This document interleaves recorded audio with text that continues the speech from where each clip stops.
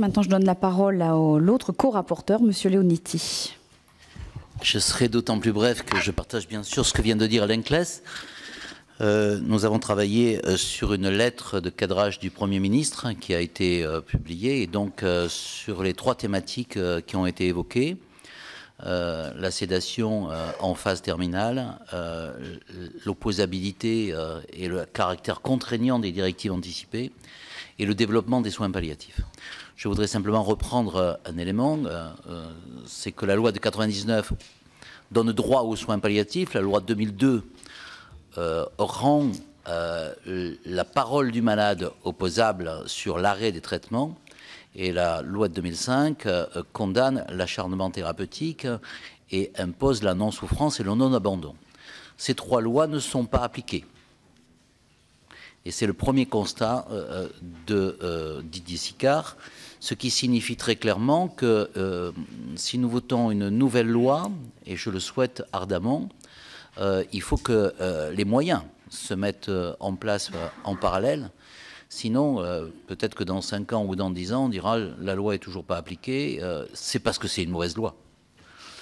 Donc ce développement des soins palliatifs et la formation des médecins est quelque chose qui est primordial, je dirais presque aussi ou plus important qu'un texte législatif, parce qu'on ne change pas les mœurs avec des lois, mais la culture médicale doit profondément changer et elle est caractérisée dans notre pays par une culture du traiter, du guérir, de sauver, et très peu d'accompagner et de soulager. Le deuxième point, c'est les deux éléments phares de la proposition qu'Alain Claes et moi-même nous vous faisons. La première, c'est les directives anticipées deviennent contraignantes. Contraignantes et pas opposables, parce que l'opposabilité pose un problème de droit et pose un problème de droit en particulier dans des circonstances particulières. C'est l'urgence. En urgence, il est très difficile d'avoir connaissance directement des directives anticipées.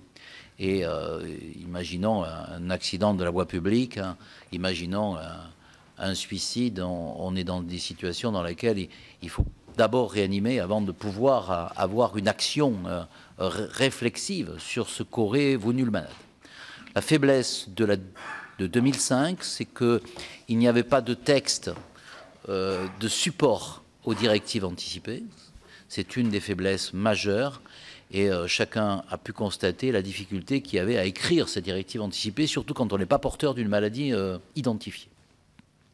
C'est la raison pour laquelle nous vous proposons que ce soit la Haute Autorité de Santé et le Conseil d'État qui rédigent, comme cela se fait dans les pays comme l'Angleterre ou l'Allemagne, qui ont des textes législatifs à peu près identiques aux nôtres, pour qu'il y ait un support, et que ce support soit quelque chose qui soit en capacité d'être facilement lu par tout le monde, écrit par tout le monde, mais en même temps suivi par les médecins qui en auront connaissance.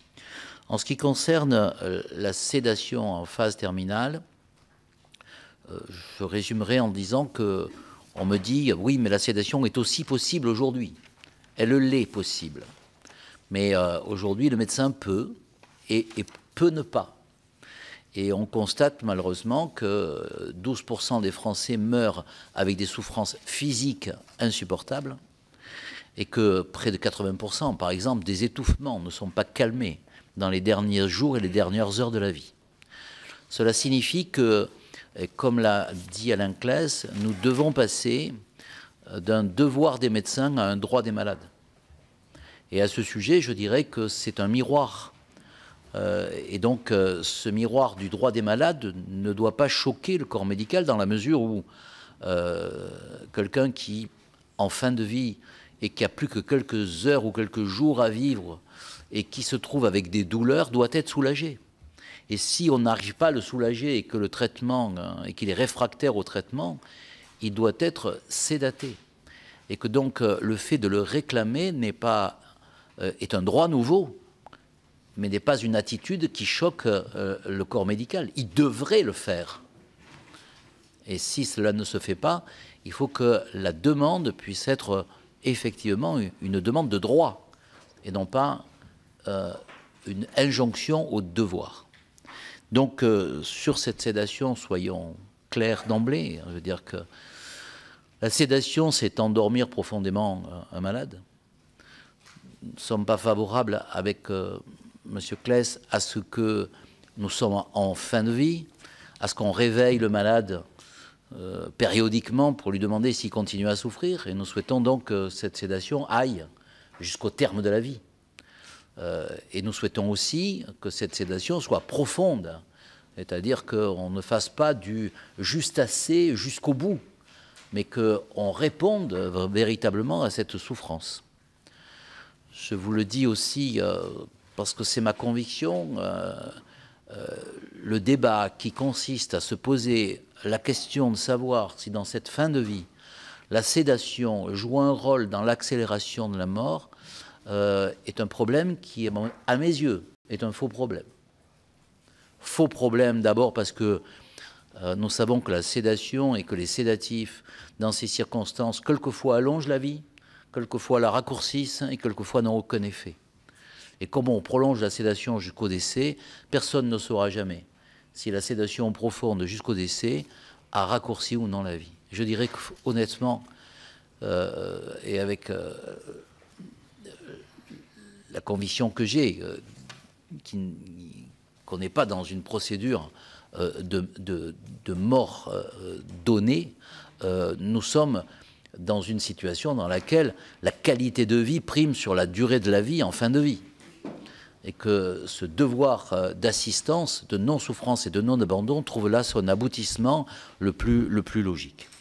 Sur la consultation citoyenne, juste un mot, je ne voudrais pas enlever la primeur au président de l'Assemblée nationale, mais je rappellerai que Alain Claes, à cette époque président d'une commission sur la bioéthique et moi-même rapporteur, avons mis en place une consultation citoyenne sur la bioéthique, qu'elle a été en ligne, qu'elle s'y est associée, que s'y est associée des auditions ouvertes au public. Et que la consultation citoyenne, c'est effectivement aussi fait avec des panels citoyens dans l'ensemble du territoire. Et que c'est à la suite d'un amendement que nous avions déposé à cette époque dans la loi de bioéthique de 2011, que les consultations citoyennes sont désormais obligatoires. J'ajoute qu'on peut regretter simplement que cette consultation vienne trop tard et, comme l'a dit Alain Claes, sans support. Et que quand on intervient très tardivement dans une procédure législative, on a forcément les gens qui sont, je dirais, avec des convictions fortes sur le sujet et qui ne font pas obligatoirement aboutir ou émerger la vie de nos concitoyens, mais plutôt la vie d'une partie de nos concitoyens organisés en association ou en groupement qui interviennent sur le sujet.